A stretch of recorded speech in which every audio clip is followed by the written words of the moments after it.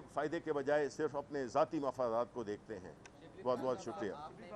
یہ 2 منٹ اگر قانونی سائٹ پہ بسم اللہ الرحمن الرحیم. سب سے پہلے تو پاکستان کی اعلیٰ عدالت کے محترم چیف جسٹس اور دوسرے ججز جو ہیں ان کا شکریہ ادا کرنا چاہتے ہیں, ان کو خراج تحسین پیش کرنا چاہتے ہیں کہ انہوں نے اتنے تحمل سے 27 دن پاکستان تحریک انصاف کے وکیل خواجہ حارث صاحب کے دلائل کو سنا. خواجہ حارث صاحب ایک مایہ ناز قانون دان ہیں. بڑے مدلل طریقے سے پاکستان تحریک انصاف کا جو موقف ہے نیب ترامیم کے اوپر انہوں نے پاکستان کی اعلیٰ عدالت میں پیش کیا. آج جو کیس پاکستان کی اعلیٰ عدالت میں زیر غور ہے, زیر بحث ہے, یہ پاکستان کی تاریخ کا سب سے اہم کیس ہے. اس کیس نے فیصلہ کرنا ہے کہ پاکستان میں یکساں نظام عدل ہے یا 2 نظام عدل ہیں. کیا اشرافیہ پاکستان کے آئین و قانون سے بالا تر ہیں؟ کیا 2 خاندان دہائیاں پاکستان کی عوام کا پیسہ لوٹ کر اپنے آپ کو NRO 2 دے کر پاکستان کے آئین و قانون سے بالا تر ہو سکتے ہیں یا نہیں؟ یہ اس کیس نے فیصلہ کرنا ہے. پاکستان کی اعلیٰ عدالت انصاف کا مرکز ہے. جب ارشد شریف کی ماں ویل چیئر پر انصاف مانگنے آتی ہے تو پاکستان کی عوام اعلیٰ عدالت کی طرف دیکھتے ہیں. جب اعظم سواتی کو برہنہ کیا جاتا ہے, اس کو گھسیٹا جاتا ہے اسلام آباد سے لے کے لاڑکانہ تک, تو پاکستان کی عوام پاکستان کی اعلیٰ عدالت کی طرف دیکھتے ہیں.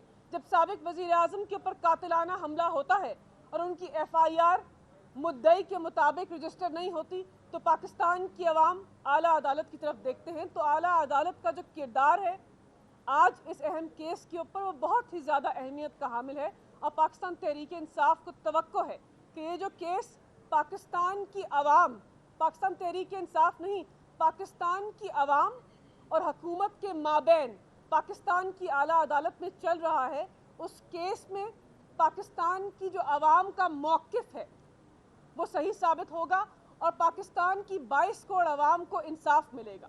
یہاں پر ایک اور بات ثابت ہوئی ہے اور سینیٹر صاحب نے اس بات کی وضاحت کی ہے کہ آج پاکستان کے اندر جو آئین و قانون کی بالادستی ہے یا انصاف کا جو نظام ہے یا احتساب کا جو نظام ہے, اس کا نعرہ ایک آدمی بلند کر رہا ہے.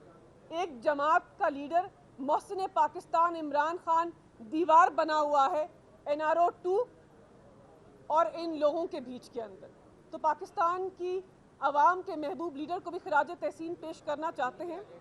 یہاں پر جو بنیادی بات ہوئی ہے کہ کس لیے نیب کے قانون کو سٹرائک ڈاؤن ہونا چاہیے, یعنی اس کو پاکستان کی اعلیٰ عدالت کو کالعدم قرار دینا چاہیے, وہ اس لیے دینا چاہیے کیونکہ یہ جو نیب کی ترامیم امپورٹڈ حکمرانوں نے کی ہیں, جس طرح اپنے آپ کو NRO 2 دیا ہے, یہ پاکستان کے اندر جو آئین کے اندر بنیادی انسانی حقوق درج ہیں یہ ان کی خلاف ورزی ہے. بالخصوص آرٹیکل 14, آرٹیکل 24, آرٹیکل 25 اور آرٹیکل 9 کی خلاف ورزی ہے. وہاں پر آئین کے اندر واضح طور پر درج ہے کہ اگر ایسا کوئی قانون کوئی بھی حکومت پارلیمان سے پاس کرواتے ہیں جو پاکستانی شہریوں کے بنیادی انسانی حقوق کی خلاف ورزی کرتا ہے, تو پاکستان کی اعلیٰ عدالت کے پاس یہ استحقاق ہے کہ اس قانون کو کالعدم قرار دے. اور پہلی دفعہ پاکستان کی اعلیٰ عدالت یہ نہیں کریں گے. اس سے پہلے بھی جب قوانین بنائے گئے ایک فرد واحد کے لیے یا اپنے آپ کو فائدہ دینے کے لیے, تو پاکستان کی اعلیٰ عدالت نے ماضی میں نظیر ہے, اعلیٰ عدالت کی نظیر ہے کہ اس قانون کو کالعدم قرار دیا.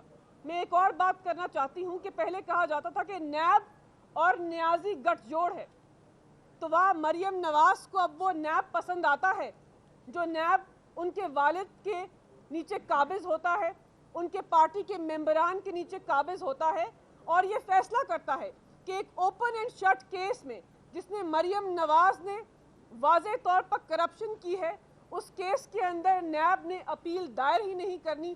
یہ ہے شریف خاندان اور نیب کے ادارے کا گٹھ جوڑ, یہ ہے پاکستان کے انصاف کے نظام کا قتل, یہ ہے احتساب جو ہے اس کے ادارے کے اوپر قابض ہونا. یہ ٹیکسٹ بک کیس ہے.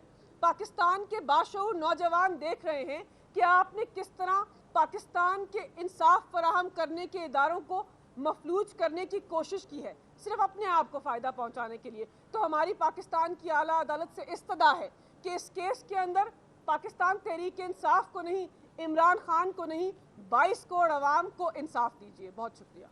अच्छा सर, ये बताएंगे कि आपने मायशे के मामला के हवाले से बात की, थोड़ा सा वाज़ेह कर दें कि सदर साहब कहते हैं कि मुल्क डिफ़ॉल्ट की तरफ नहीं जा रहा, आपके साबिक़ वज़ीर ख़जाना कहते हैं कि डिफ़ॉल्ट का कोई ख़तरा नहीं, बड़ी ज़िम्मेदारी के साथ मैं कह रहा हूँ, लेकिन आप कहते हैं कि मुल्क जो है वो डिफ़ॉल्ट की तरफ जा रहा है।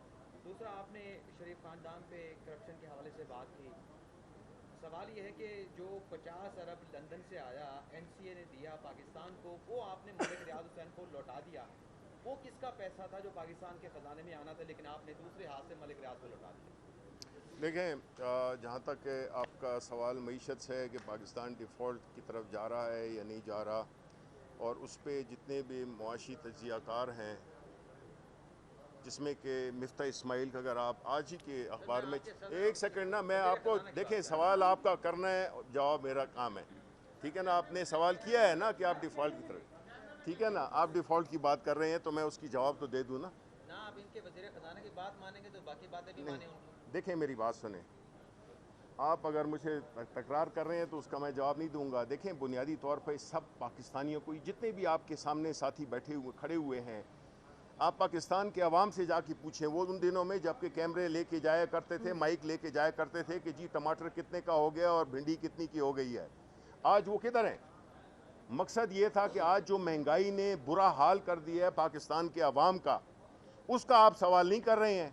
कि उसके लिए ये सवाल तो आपका बनता है कि वज़ीर ख़जाना से आप पूछें, इस हुकूमत से ये जो एक मुसल्लत की गई है, एक जो, मेरी बात सुने, देखें बात एक ही है, आप वो बात माने जो पाकिस्तान के अवाम कह रहे हैं, आप छोड़ दें बाकी। पाकिस्तान के अवाम क्या कह रहे हैं आपने वो बात सुननी है। उनका जीना दूभर हो गया है इस महंगाई से, इस इंसाफ, इस की वो ना मिलने पे और इस किस्म की चीज़ों पे मुल्क में एक किस्म की एनार्की है। आप तो डिफ़ॉल्ट की बात कर रहे हैं, एनार्की है तकरीबन बनने वाली। ये सूरत हाल अगर ज़्यादा देर तक रही, अदालतें, हम भी अदालत में आए हैं ना, जिसको कोई भी अगर सवाल पूछना चाहता है, कोई हम पे अगर हमने कोई गलती की है तो आप अदालत में आए, हम आए हैं ना अदालत में। हमने तो प्रेस कॉन्फ्रेंस सिर्फ नहीं किए, हमने तो पाकिस्तान का जो मुकदमा है वो अदालत अदलिया में लाए हैं हम। तो आप जो है, तो जो आपके सवालात हैं कि जी 400 मिलियन थे या जो भी थे, आप आए, हुकूमत इन्हीं की है, आए अदालत में कि जी ये इन हुकूमत ने ये काम गलत किया था, आप जाएं जो भी इंसाफ के, क्योंकि ये कोई लड़ाई झगड़े से तो हो नहीं सकता है, न किसी प्रेस कॉन्फ्रेंस में। तो आपको ये सवाल उठाना चाहिए उस पर कि आप क्यों नहीं गए, ये जो बैठे हुए हैं इस वक्त घुसपैठी है कि आपने मलिक रियाज को देना बंद लिफाफों में, आपसे पूछूंगा ना। देखें मेरी बात सुने, अब इस मौजू की तरफ, बंद लिफाफों की तरफ नहीं जाते हैं क्योंकि बात फिर बहुत दूर चली जाएगी। जी सदर में जो मुज़ाकरात आपकी पार्टी कर रही है साहब साहब के साथ, क्या मुज़ाकरात के पॉइंट्स क्या हैं? अगर ये मुज़ाकरात कामयाब हुए तो केपी के पंजाब असेंबली में डिसॉल्व नहीं होगी? देखें बुनियादी, अच्छा सवाल जी, देखें बुनियादी तौर पे हम एक सियासी पार्टी हैं और हम मुज़ाकरात में यकीन रखते हैं, लेकिन कुछ ऐसी चीज़ें होती हैं जो कि आपकी बुनियाद को अगर चैलेंज करें, जिसमें कि ये है कि जो सूरत हाल इस वक्त हमारी पार्लियामेंट में है, जिस तरह हमारे मुल्क में है, जिस तरह के एक तज़ब्ज़ुब और एक ऐसी टेंशन फैली हुई है, इस्तराब फैला हुआ है पूरे मुल्क में, और जो हुकूमती आए लोग बैठे हुए हैं वो अवाम का ट्रस्ट खो बैठे हैं। देखें, हुकूमतें डिक्टेटरशिप में और डेमोक्रेसी में फ़र्क ये होता है कि जब आप डेमोक्रेसी में होते हैं तो आपके पास एक मॉरल अथॉरिटी होती है चीज़ें करने की, जो कि डिक्टेटरशिप में नहीं होती हैं।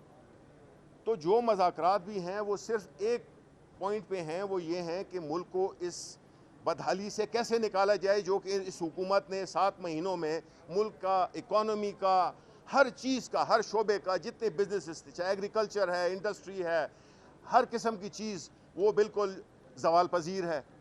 तो इसमें सबसे बेहतर तरीका क्या होता है कि आप आवाम के पास जाते हैं, आप फ्रेश मैंडेट लेते हैं, और यही पॉइंट को स्ट्रेस देने के लिए हमने यही कहा था कि अगर आप इलेक्शन नहीं करते तो हम अपनी 2 असेंबलियाँ तोड़ देंगे, और हम इस मौक़िफ़ पे आज भी कायम हैं।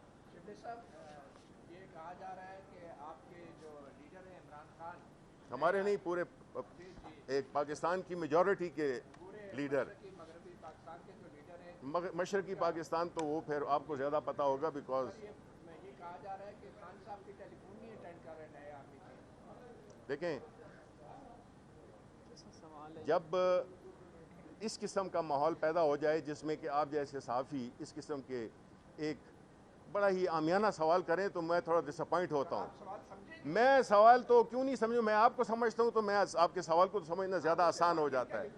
देखें आप अवाम के जो नुमाइंदे होते हैं ना, वो उनकी जो स्ट्रेंथ होती है, उनकी जो कुव्वत होती है, वो अवाम होते हैं। और जो कि इलेक्शंस 36 इलेक्शंस हुए उसमें से 29 हमने जीते। और कोई सबूत चाहिए आपको कि कुव्वत का मंबा कौन है? तो इदारों से क्यों अपीलें कर रहे हैं आपके लीडर? हर एक ने अपना किरदार अदा करना है, हर एक ने किरदार करना है। आप ये कहना चाह रहे हैं, आप बहस में नहीं पड़े मुझसे, मुझे सब देखें पूरे मुल्क को पता है कि मोतियुर रहमान कौन है, ठीक है ना। इसलिए आप मुझे ये ना बताएं कि मेरे साथ बहस में आप नहीं, आप सवाल पूछें। फौज का क्या किरदार है? फौज का किरदार ये आप मुझसे पूछ रहे हैं, हमेशा रहा है, पिछले 75 साल से रहा है भाई।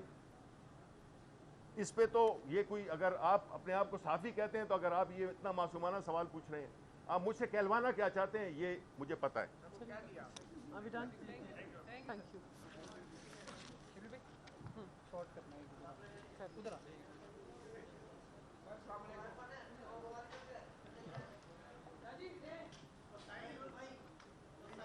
दो